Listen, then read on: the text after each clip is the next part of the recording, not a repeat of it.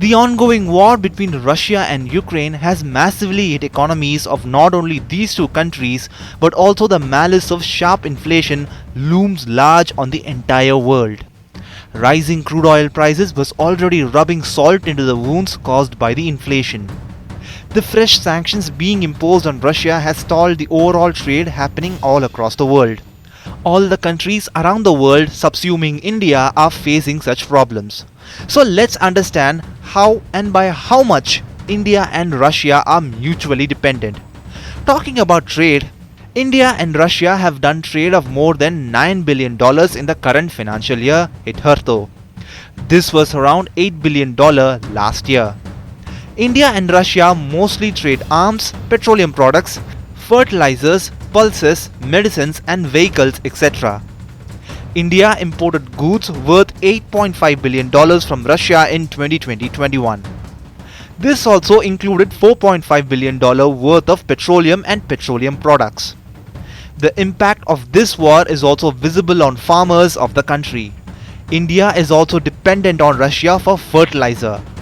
India is in talks with Russia for long-term supply of fertilizers. In 2020, India imported fertilizers worth $650 million from Russia.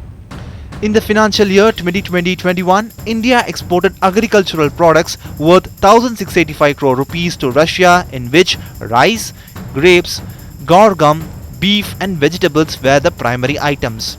At the same time, India imported agricultural products worth 241 crore rupees from Russia. A major chunk of it was pulses. The biggest danger is for the common man because petrol and diesel prices were already sky high even before the war had begun, and there is every possibility of further increment. A large part of India's fuel requirement also comes from Russia.